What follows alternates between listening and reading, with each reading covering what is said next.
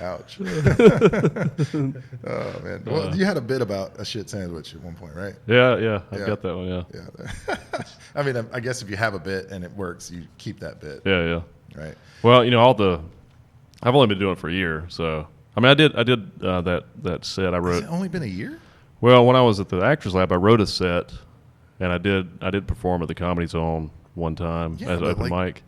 But you did open mic in New York and in Well, New I've done a Orleans, couple open mics, but I wasn't pursuing comedy, and so I've probably done, before I started in Greensboro last year, I think I'd done like 4 open mics.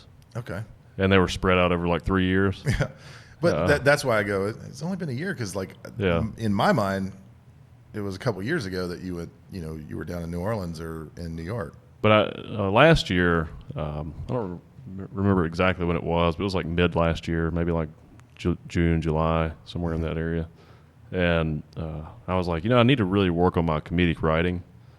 And so I was like, I should just start doing some open mics here locally, and maybe it'll help me get better with my timing and comedic writing and stuff like that. And showed up at the first open mic at the Idiot Box in Greensboro, and I thought there'd be like That's a great name. 5 or 6, yeah, That's a great 5 or 6 people. Yeah. There were 30 comics there. I was like, whoa, this is serious. Yeah. And some of the comedians there really, they're professional comedians. That's what they do for a living. Yeah. And these guys tour all over, and they open for big names. Some of them are pretty big names. And I was like, okay, this is cool. I didn't realize this was here. And so I started doing it, and I really enjoyed it. And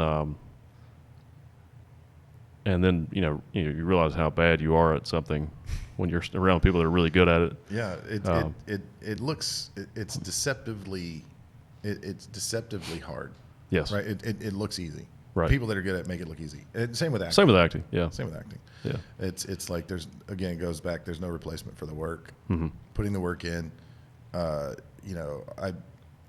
Having worked in construction and painted, I started painting, like house painting and stuff, like 25 years ago. And since COVID started, jumped back into construction. And I like working with my hands, doing projects. I've done that for years. Even when I was bartending, somebody hit me up, I'd go build something for them. And so went to work for these guys remodeling the houses. And they're like, well, this is the price. I was like, that price is not right. You're really you're taking advantage of craftsmen. They're like, well, we just want an investor paint job. And you're fast. And you're good. I was like, yeah. I spent 10 years getting good.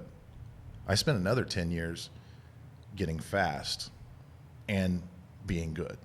So you're talking about 20, 25 years of doing this that makes me be able to do good work fast because I know the shortcuts. You don't learn that by not doing the work, right? Same with acting. Right. It's like you were talking about, you get 5 pages of dialogue. I know, it's not that there are shortcuts, but I know what things I can do in the space of time. How to figure it out very quickly. Yeah. And when I say shortcuts, it's knowing when I can move forward. Well, I think that's where the autonomy comes in. There's so many people don't realize when you're working on dialogue as an actor, there are so many different steps happening. Like the process, there's so many different things happening simultaneously. Yeah. Like you've got to figure out what the idea of the scene is. Then you have to figure out how you envision that scene. You've got to pick choices that have nothing to do with the scene to put you in the right mental state and emotional state to do the scene. And then you have to figure out, all the ideas within that scene, all the separate ideas, and then you're not memorizing dialogue. Yeah. You're memorizing the scene. You're learning the scene. Yeah. And then you're allowing the right dialogue to fall into the right places. Mm-hmm. It's hard to even explain it with words because it's such a. One of the examples that I give is that it's how do I feel? Right. When I'm looking at a scene, how do I feel in this scene? Yeah. What is my emotional state? Because feelings create thoughts, right? Yeah. Thoughts create words and actions. Right. And so if I start with how I feel, then I have a pretty good starting spot if I can figure out what the emotion's supposed to be for the scene. And then I don't have to think about what I have to say because the word's there. Yeah. And if I can connect the feeling to the dialogue, there's another link in the chain. Then if my actions, blocking wise, I figure that out, then I've got something going on. Right. Now, it's the other part that you're talking about is all the things that I was a subtext, the things that are happening underneath that for the most part, anybody else watching doesn't have anything to do with the scene, right? Right. The things that I come up with to drive my engine are going to be way different than yours because the things that push my buttons emotionally and make things go on.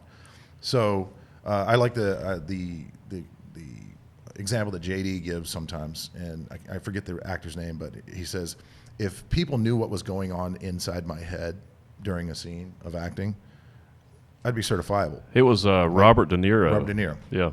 They could bring out the white coats, you know? If you want to get really scientific and technical about it too, and I think this will explain some of the difficulty in that, is chemicals in your brain create emotions. And they're created by a response to something that's physically happening to you. Mm-hmm. So like if someone came at you and put a gun in your face, your brain is going to release chemicals in your brain, in your body, and you're going to react viscerally. And you have to train yourself to be able to get to that place without anything happening to you, really. Yeah. So you have to get really good at daydreaming.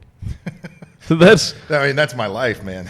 You have to create a really good choice. You have to create another scenario that may have nothing to do with the scene you're working on, and really get your mind to believe what you're thinking about. Yeah.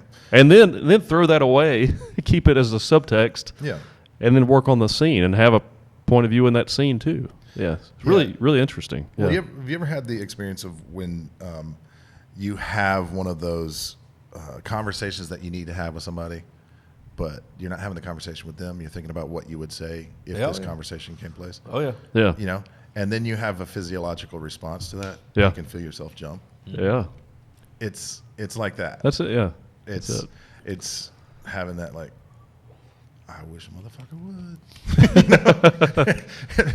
And then you meet the person, you have the conversation, and none of the stuff that you worked up in your head has any validity, because like it'd be like when somebody comes and is angry at me, and I'm like, I'm so sorry, I apologize.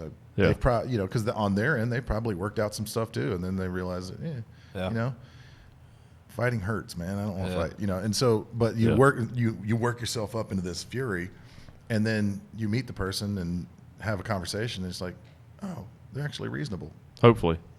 And if they're not, I go, well, I don't really want to punch anybody. I don't want to fight anybody. Yeah. The conversation may not go well. Yeah, it may not go well. But there's, all that jazz, it's like, it hurts. There's legal ramifications. I don't want to do it, Yeah. So, but that's what I equate it to, is that physiological, like, internal leap when you have one of those type of responses to something that somebody said or conversation you might need to have with somebody. It's like that. You've invested so much mentally and emotionally in this potential conversation that you have actual reactions. Right. Yeah. But then you want to work those with acting. You want to work those out so that you're not jumping on cat. Yeah, and often really twitchy. And often with acting, and thanks to JD, I will choose something that's way more intense of an idea than the actual scene itself. Yeah. So in the scene, I'm actually trying to hold my emotions back. Yeah. Because of the choice I've chosen for that scene is going to be a much stronger choice than what the scene is. What is happening in the scene. Yeah. It's kind of like, it's better to have more than not enough. Oh, for sure. You know what I mean? So. It's like you don't want to run out of gas midway through. Right. Yeah. And you also don't want to shortchange yourself. Like, fortunately with acting, you get takes. You can do let's do take two or whatever. And but if you don't come, like, let's say with an audition, if you don't come with some strong choices on the audition, the likelihood of you being able to exercise a strong choice on set is greatly diminished. Right. You know, and making a strong choice, as strong as you can possibly make, if you don't book the role, at least you leave the audition knowing that you came to do and did the work that you intended. Yes. Not, you didn't shortchange yourself. Yeah. Because once an audition happens, it's somebody else's decision. I have no control over that. But doing like a kind of a mediocre choice, it never feels great. It's like, No. I know I could do better. Why didn't I just do better? Yeah. You know, it's like there's an integrity to it. Yeah. You know, the integrity is all yours because, you know, I could objectively say, well, that wasn't really a strong choice. And we've had these conversations. Oh yeah. Yeah. I could objectively say that, but I don't know what it took for you to make that choice. Yeah. Right. That's all you. That's all internal. Mm-hmm. So when it comes to making a strong choice, it's somebody else's opinion of it, whether it was strong enough is valid, but Right. they Yeah. don't quite understand what it took for me to do what I did. And it's not just making a strong choice either. I mean, I've experienced, you know, usually if I do an audition and I'm not happy with it, Mm-hmm.